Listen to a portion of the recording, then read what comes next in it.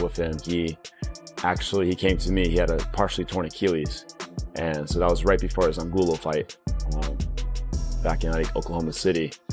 And we had about 10-12 weeks to prepare with a partially torn Achilles. And so I did a full assessment. His balance was horrible. His foot intrinsic, so like his feet were all kind of pointing in different direction. The toes were all weird. His balance was horrible, core, everything.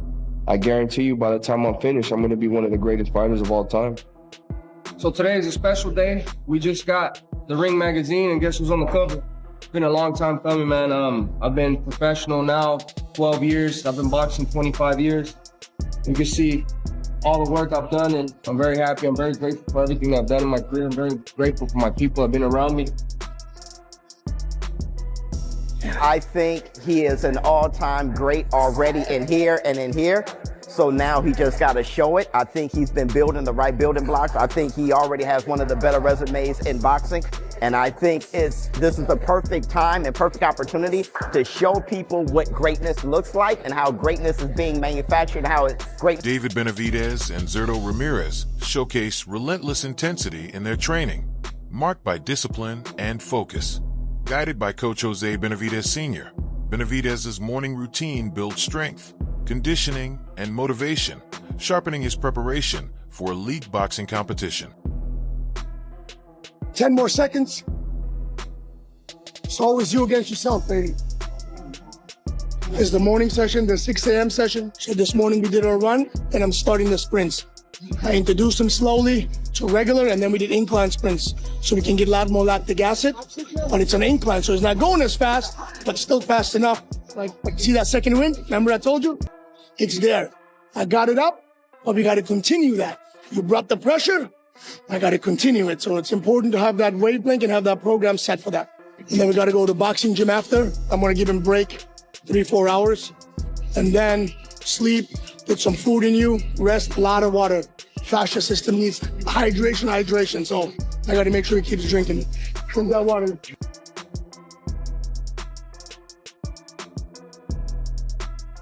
Benavidez proudly owns his personal gym where he trains with focus and intensity, saying the environment helps him relax, recharge, and prepare mentally for the challenges of boxing. And there's a lot of things that we could give back, not only to our people, but to our community. You know what I mean? We got a lot of fighters here. One of our friends painted this. He goes to the first Benavidez boxing gym, the one in Burien. He paints them all himself, so he's a talented brother. So but yeah, this is my dad's design, you know what I mean? This is actually my first time, starting training camp here in this gym. I hear a lot of love there, man. Yeah, I know, yeah. So this is like blood. This is more than just boxing. It kind of puts me into that place of relaxation. So when I come here to the gym, all my thoughts are in line, and I know exactly what I need to work on. Jose Benavidez admits that every time his younger brother steps into the ring, he feels worried for the opponent, knowing firsthand the destructive power David brings with every punch. For the opponents, the sparring partners, but at the end of the day, we have to do it, these guys are taking a lot. David Benavidez explains that his family is the driving force behind his motivation, inspiring him daily to give his best, while boxing remains his lifelong passion and ultimate purpose.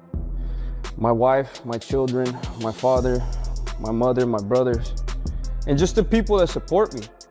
The type of fighter I am, I've never been an intimidating type of guy outside the ring. Like if you see me, I'm a nice guy, probably people think I won't hurt a fly. But when I get into the ring, it's a completely different story. And it's been like that since I've been a little kid. Since I was 14 years old, people would always look at me, laughing at me. When I was in the gym before a sparring session, I was like, we're gonna beat this little fat kid. He's nothing. I'd get in the ring, a monster comes out. It's been like that since I was a little kid. I feel like boxing is like the best representation of life. You gotta fight for what you believe, and you gotta go all in or not at all. On the other hand, Zurdo Ramirez trains relentlessly in the gym, declaring he feels fully prepared, calm, and confident with no nerves, knowing he has given his absolute best for this fight. Moreover, Zurdo expresses excitement, saying he cannot wait to step into the ring with David Benavidez, eager to showcase his preparation, determination, and readiness for the upcoming clash. I love it. I'm just doing it for cardio, but I see a warrior like yourself, and I'm like, man, this dude's no joke, man.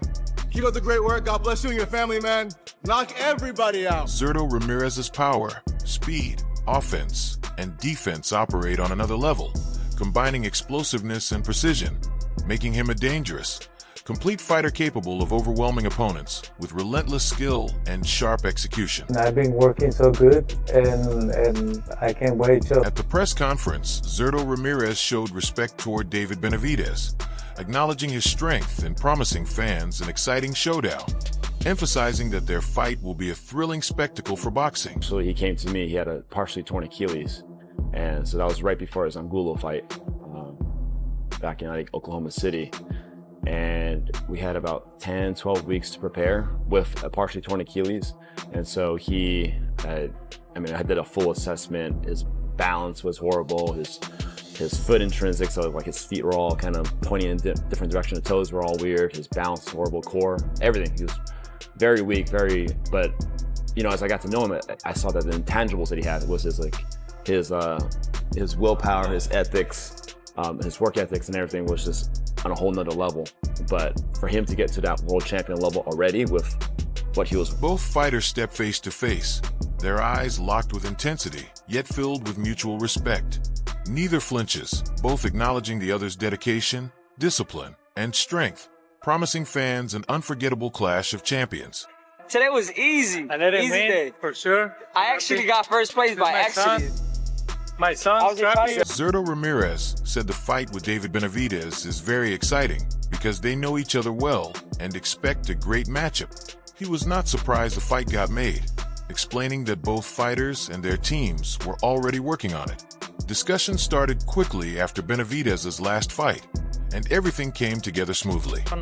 And I want to say, don't miss the fight. And Benavidez, his team, he helped me a lot for my first fight, world title fight. And I know him, we know each other, but I think it will be an exciting, super exciting fight. Pero Zurdo Ramirez also said Oscar de la Hoya was confident it would happen, and he is happy to be working with Golden Boy. The fight is set for May 2nd in Las Vegas at the T-Mobile Arena, with both titles on the line. He praised Benavidez's last performance, calling him a strong, aggressive fighter who throws many punches and pressures opponents. Having sparred with him before, Zurdo believes the fight will be a thrilling war with knockouts and non-stop action. He says both are warriors, and the best must fight the best. El Monstro, David Benavidez, moving up to the cruiserweight division. A fight that's been brewing for years. They've known each other for...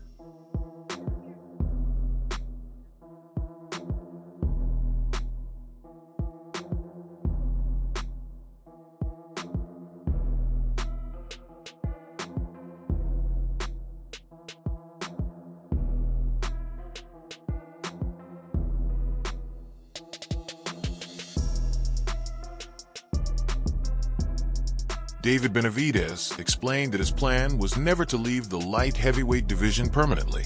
Instead, he moved up with a strategy: capture 2 titles, then return and make a bigger fight happen. He said his dream is to become a unified champion, and he is already close to that goal. Benavidez emphasized that he understands people worry about his weight, but he does not want fans stressing about it. He will handle it himself. His focus is on giving fans the biggest and best fights possible. He also said that after winning titles, he plans to move on to face top opponents like Artur Beterbiev. For him, it is about legacy and making fights the public deserves. Among potential matchups, he said Beterbiev excites him the most because it would be 2 powerful fighters colliding. Benavidez believes fans want to see that kind of high-intensity, monster versus monster showdown. Surprised were you that this fight got made? Like, did it catch you by surprise?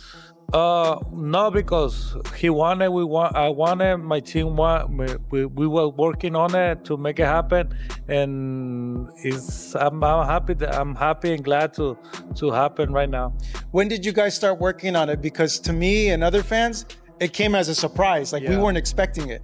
Yeah, before he get the fight, I think we was working on it in this fight. and then it happened, and then he just said that it happened during his fight. Yeah, he last fought against Yard, I believe, in November. Yeah. So did discussions start like in October to make the fight happen? Yeah. It was like pretty quick, the discussion. Zapata said he wants the best man to win in the upcoming fight and hopes the event becomes big, as both fighters are highly skilled and respected. He believes it is an exciting matchup and a great moment for boxing when top-level athletes face each other. Opier added that he is focused on the winner of this fight, as he plans to potentially face whoever comes out on top next. He made it clear that he is ready for any challenge and is watching the situation closely. For Opier, this fight is very important for the division, and he sees it as a key step in determining future matchups. He is highly motivated to compete against the champion next and wants to test himself against the very best in the sport, showing confidence, ambition, and full readiness for a major world title opportunity ahead. Honestly, as a fighter, I don't remember, like, I remember that I did many times sparring, but not like being in the ring, like how he moved and everything. No. Do you think he's evolved, he's gotten better from what you remember? Yeah, he got a lot better. Yeah. In what areas do you feel? Because he throw more punches, he's constantly like pushing to the guys. And I mean, I just can say, like, don't miss the fight, be a great fight. So you're expecting like toe-to-toe, like... Yeah, I expecting a war. Henry, the analyst, breaks down this matchup in detail, focusing on both fighters' styles, strengths, and tactical approaches. He explains that the light heavyweight champion being analyzed has an almost complete skill set with very few weaknesses, reflected in his record of 48-1 with 30 knockouts. The only loss he notes came against Dimitri Bivol, and that fight provides a possible blueprint for others to study. Turning to David Benavidez, Henry describes him as one of the most exciting fighters in boxing today. He calls him a come-forward counterpuncher, someone who applies relentless pressure while still countering intelligently. Benavidez constantly looks to trap opponents on the ropes using feints, slips, and a high guard before unleashing powerful bent arm shots to both head and body. Henry also highlights Benavidez's underrated technical ability. Despite his aggressive style, he has strong footwork, an effective jab, and impressive defensive variety. Grab 2 titles, come back down, and make this fight with me and Bilal even bigger. That's exactly what I want to do. You know, that my dream is to become a unified champion. So I'm already there. You know, my foot is already there, basically at the finish line. So it's smart for me to come back down. And you know, obviously a lot of people are worried about the weight, this and that. But like I tell everybody, don't worry about that. Let me worry about that. You know what I mean? And you know, I'm just trying to give you guys the best fights possible, the best fights out there. And then after that fight, when I capture the titles, I'm going and I'm fighting Benavidez. So I'm just trying to give the biggest and best fights happen to the fans. And you know, I mean, for me and my legacy, this is really what I feel like I have to do. Nobody tells me I have to come back down. Nobody else tells me I have to go fight Zurdo Ramirez. Nobody tells me. Whether using a high guard, head movement, or foot positioning, he adapts well in exchanges. Interestingly, this fight will be one of the first times he is not the naturally bigger man, adding a new challenge to his game. On the other side, Henry the analyst explains that Zurdo Ramirez is often misunderstood. While many see him as a forward pressure fighter, Henry argues that at the elite level, he performs better as a back foot boxer. Against Dimitri Bivol, Ramirez showed smart defensive movement, using his lead hand to control distance and mixing levels with body attacks and feints to create openings. Henry concludes that this matchup is about style contrast, pressure, aggression, and variety from Benavidez versus timing, control, and adaptability from Ramirez. He emphasizes that small tactical details will decide the outcome in what could be a highly competitive and entertaining fight. Honestly, man, it doesn't bother me. You know what I mean? May the best man win, and when they do, let's get it on. You know, I don't want no excuses. You know, I want the better fighter to win. I want it to be a good fight. You know, I want them to show. I want it to be promoted and be a fucking big fight, because when we fight, it's better for me. You know what I mean? All I'm chasing is undisputed and legacy. You know what I mean? Everything else just comes with it. That's it for today's video, so stay tuned. Until next time.